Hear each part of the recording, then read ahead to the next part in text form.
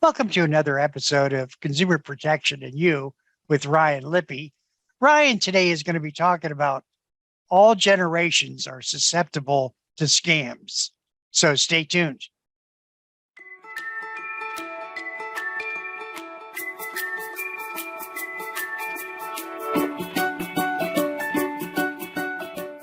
Welcome to another episode of Consumer Protection and You with Ryan Lippe. Ryan Lippe is a consumer educator with the State of Ohio Attorney General Dave Yost office. Ryan, it's always a pleasure talking with you. Nice to be with you again, Patrick. Thanks for having me. You know, as I've been reviewing some of our past programs, many times there's certain circumstances that sort of lead me to believe that the older people, the elderly, the seniors, tend to be the ones that really get scammed. But you brought up an interesting topic today, and that's all generations are susceptible to scams. That's right. I mean, people of all ages, whether it's my age, your age, or younger folks that are in college right now or going to be going to college, we all fall victim to scams. And really, it's the same story as always. It's education and scam awareness that are the best tools to prevent it. But the fact is that even though I spend a lot of time talking about senior scams, how older adults need to pay attention and be careful, there's certain scams that are more prevalent amongst older adults and victims, but certainly new types of scams involving cryptocurrency and other kinds of consumer protection issues could be infiltrating everybody's lives. Certainly, people of all ages are susceptible to scams, not just folks that are older. Although I spend a lot of time talking about how older adults are vulnerable, and we talk to a lot of older adults at senior centers and at assisted living centers and all over the communities across Ohio. We talk to older adults. It doesn't mean that people in younger generations, the millennials, the Generation X, the Generation Z, doesn't mean they're immune. Now, they may think they have their antennas up, they may think they have their guard up, but the fact is we see scams from every generation. And as everybody needs to use their guard, keep their guard up, it's really important that we understand that, especially with cryptocurrency and Bitcoins and all kinds of new currencies out there, that scammers are delighting in the fact that new people are out there to prey on as well as folks that are older. So it's really everybody that needs to have their guard up and to make sure they are secure before, when they go online, when they are answering the phone, when they're checking the mail, looking at their email, checking their text messages, all these communication methods. We need to stand by and try to sniff out the scammers so we know to delete their message, hang up on their phone calls, and report them to the Ohio Attorney General's office. Well, you know, those scammers tend to be really good at what they do. You know, they seem to be able to convince people on things that are just common. Hey, this is a scam kind of thing. Well, you know, a lot of people don't necessarily are aware of the different scams out there. That's why the old scams continue to perpetuate, and they continue to plague Ohioans because some people are falling for them. If only a few people fall for them out of thousands, a scammer is still getting pretty lucky and getting money for nothing, essentially. So I know that in the New York Times article from June of 2021, it talks about the Federal Trade Commission and that 44% of people aged 20 to 29 lose money to fraud. And that's more than double the 20% of people ages 70 to 79. So right there, we have a lot of people, even in the 20s, that are losing money to fraud. So it's really important, especially with cryptocurrency and with other high-tech kinds of influences in our lives. Now, cryptocurrency by itself isn't a scam, but a lot of people try to prey on you, telling you you're going to double your money, trying to get you to invest in the brand new shiny cryptocurrency that's out there, whatever the flavor of the day is. Just like back when, when we were young, our parents were getting phone calls about the latest stock and the latest news, and trying to get people to buy a stock simply so that the current owner's shares would go up in price. It's sort of the old pump and dump scam, where you pump up a stock or you pump up a cryptocurrency, then the folks that have already had it for a long time cash in that little window of opportunity. So it's not exactly the same with how crypto scams are working. These days, you may hold a digital wallet and expose yourself to being hacked, or someone may claim that they're holding a digital wallet with your name on it when it's really not. And so you may be losing money, 100% of your money, even if you invest in crypto the wrong way, or if you actually entertain someone's investment idea without doing any further research. You're putting yourself and your money and your personal information at risk. Hey, have you seen older scams? For instance, you won an English lottery for, just send us $10,000 so we can process the taxes, or the prince from Nigeria. Have they all been sort of, we've educated everyone to the fact that person with $12 billion wanting to move their assets into your account. Do people still fall for those old? If they didn't fall for it, I wouldn't be continuing to get the scams on my phone. I mean, I get emails literally every day in my spam folder on my personal email account that tries to let me get into some investment of millions of dollars of wealth, or claiming that I have a next of kin that has an inheritance waiting for me. All of this is showing up in my spam mail, which is good. I check that less often, and it's sort of less of a priority for me. But the fact is, they wouldn't have hit send if they didn't think there was some chance of getting some people on the hook for some of these age-old scams. So the old scams still work to some extent, but the other thing they do is they read current news, and they simply fit the old scams in with the current times. For example, all the COVID scams we were seeing about click on this link to verify that you've gotten your stimulus check, or click on this link to be first in line for a COVID vaccine, or we found a cure, click here for more information. Those are ways to get malicious software onto your system if you're not sure who the sender is and if it's not a legitimate source. So they fit in with the news. Scammers read the news. They know what we're watching on our television. They know what we're reading in the newspaper. They know what we're all about, what makes us tick. And they simply build on older scams, just massage them a little bit, change the language, change the context, and make it a new scam for the same generation or even younger folks.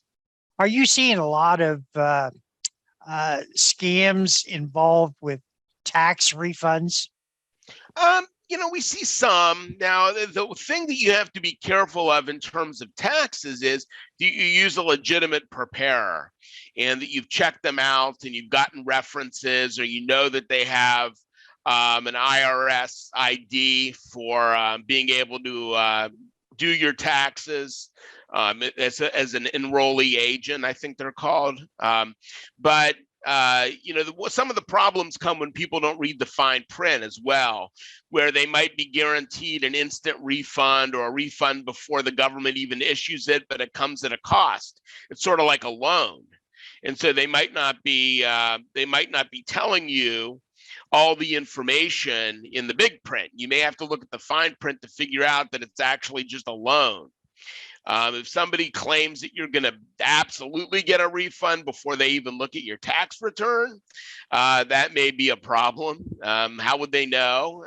If they're guaranteeing you something that they can't provide, that's certainly a red flag, because I don't know of anybody that would be able to absolutely guarantee somebody a refund on their taxes without at least looking at their W-2 and at least exploring their family size and how, what credits they might be eligible for and how much they've already paid in taxes, things like that. So we do see some kinds of scams involving taxes, and we also see a lot of tax identity theft as well. And that's handled by the IRS and by the Ohio Department of Taxation.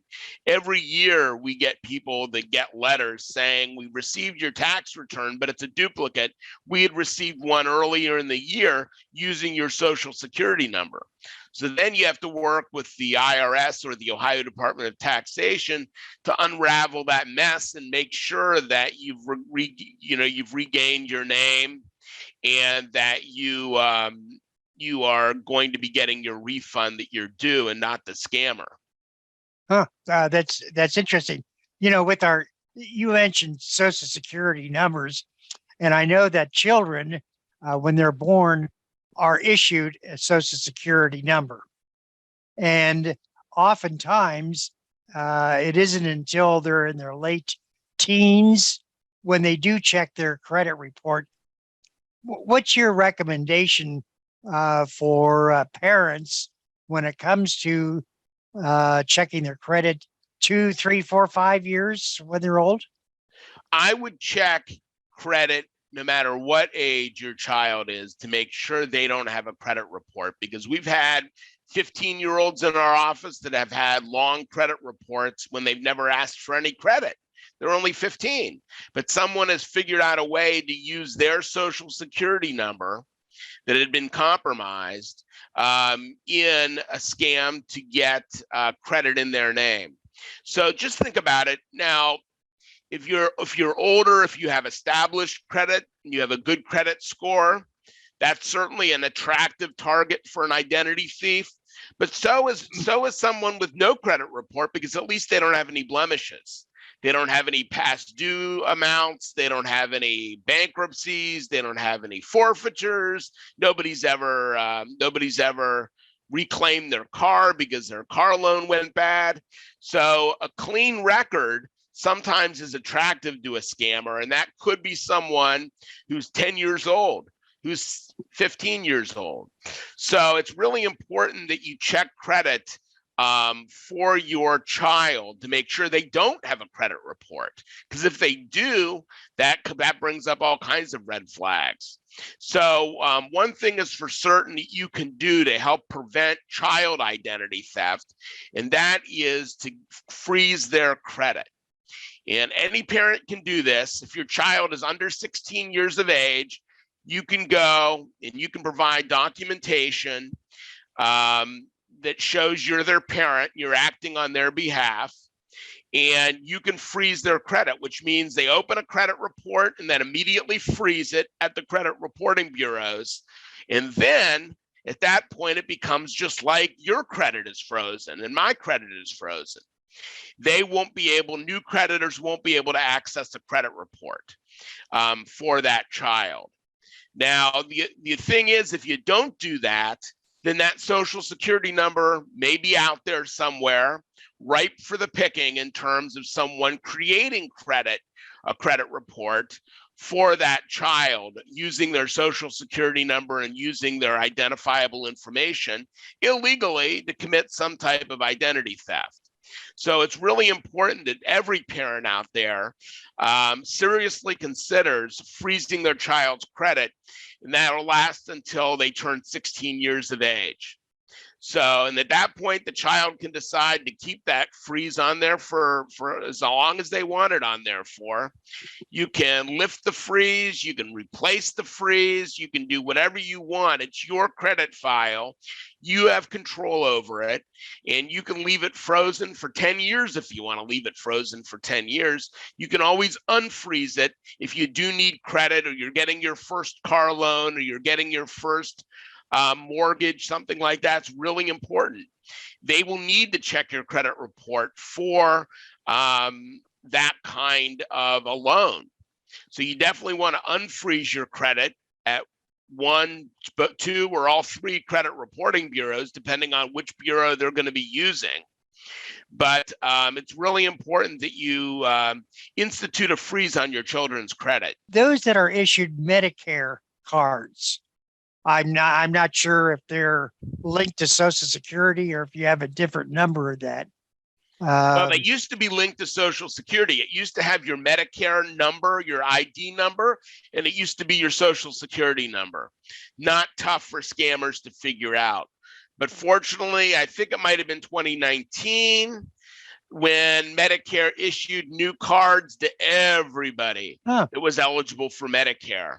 New cards that have a Medicare ID that is not your Social Security number.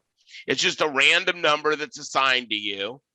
But you want to keep that close to the vest also, because somebody could create medical identity theft if they have all your information on your Medicare card, on your insurance card, on your Medicare Advantage card, things like that.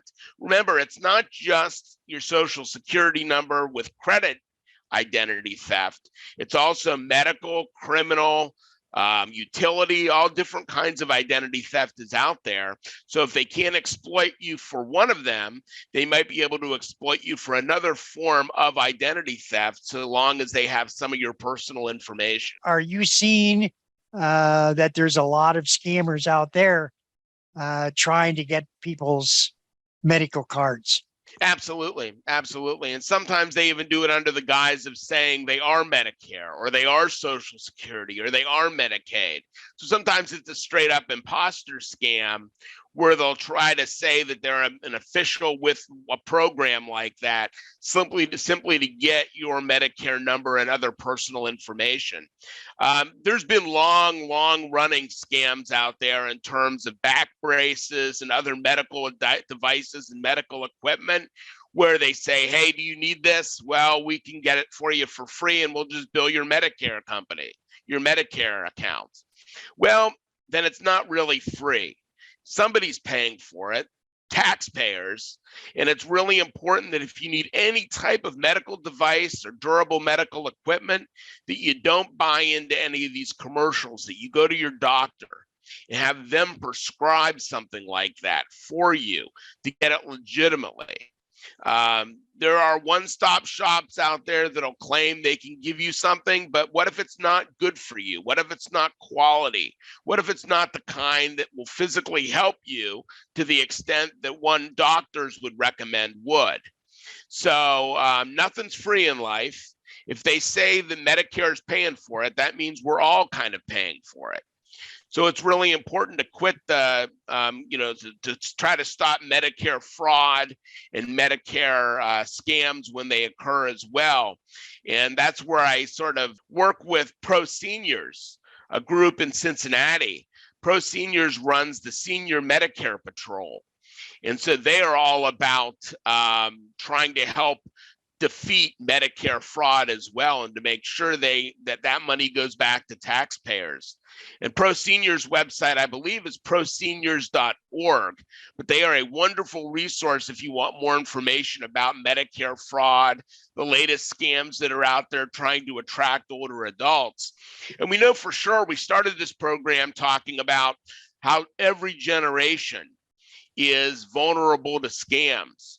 We know that Medicare scams, Veterans Administration scams, those types of scams certainly are going to be targeting older adults that would be members of that program, members of that generation. Romance scams, for example, also oftentimes target older adults that may be widows. But let's face it, people in their 20s can be widows. People in their 30s can be widows. Nobody's immune from scams. There could be scams involved with prescription drugs. Are there? Oh, I'm sure. Well, I would think so. There seems to be scams in every other sort of the economy. I don't hear much about prescription drug scams, but there are kinds of programs out there that act like they're health insurance when really they're more of a prescription drug discount plan. May be legitimate. It may be in the fine print, though, that it's not real insurance. So, as you know, it's really important to have health insurance, whether it's from our employer or through the federal programs. It's really important to have that coverage, but don't get talked into something that is not real insurance. You want real insurance, real coverage for your medical conditions and for your children and for your whole family. You don't want something that is tantamount to only a prescription drug discount plan under the guise of it being real insurance. Suppose I get scammed or I feel I've been scammed. What are my steps? Well, you definitely want to call the Ohio Attorney General's office to report the scam. We are your Attorney General. We are your voice in terms of trying to combat scams, and we can only do that if we know what they are and we understand what you've been exposed to. So it's really important that you get down our toll-free number and our website. Our toll-free number is 800-282-0515. That's 800-282-0515. And our website is www.ohioprotects.org. ohioprotects.org. So it's sort of the old adage, if you see something, say something. Don't let it just slip by, because we may be able to use your scam report as an opportunity to educate Ohioans and an opportunity to make sure that even if you haven't lost money, or even if you're not going to be able to get your money back, we may be able to use it as a learning experience for other folks that may be out there that are vulnerable to the same type or very, very similar scams. Do you happen to have on your website where we can sort of look at some of the past scams, or maybe we suspect a company or two? Is there a website that's available that we can look at? Absolutely. It's ohioprotects.org. And we have lots of information on the scams we typically see throughout the communities. And if you're trying to do research on a business, we actually have an online search mechanism that lets you see if complaints have been filed against a certain company. And even with that, you may wonder whether the Attorney General's office has sued a company. Well, we have a database of the consumer lawsuits we've filed over the last several years as well.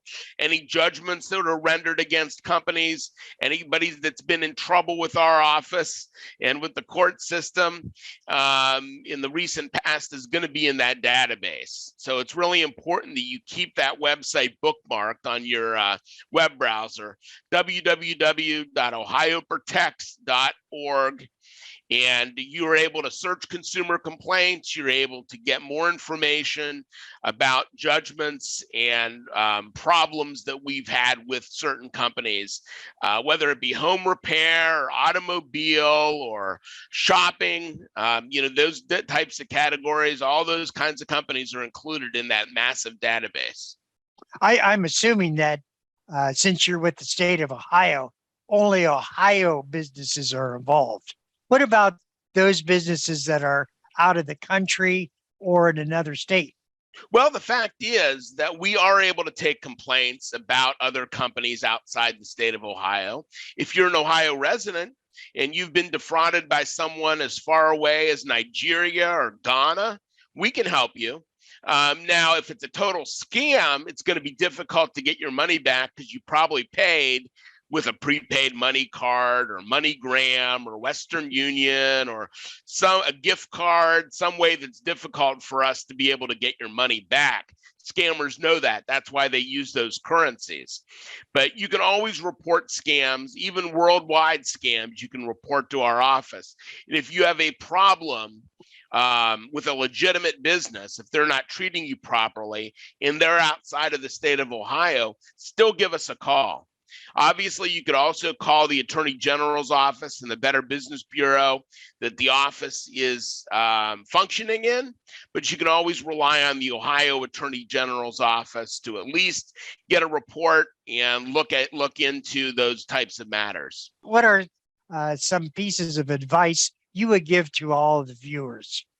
Well, the important thing is, if it sounds too good to be true, it probably is. We see a lot of folks that rent property, that try to buy vehicles, that try to do things online, sight unseen.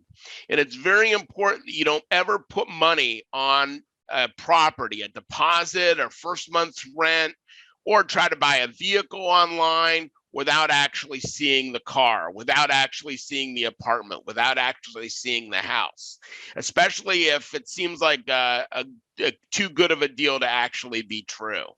So that is sort of the mantra for a lot of what we talk about with scams, as well as trying to be good consumers, is if it sounds too good to be true, it probably is. And please be careful with your personal information.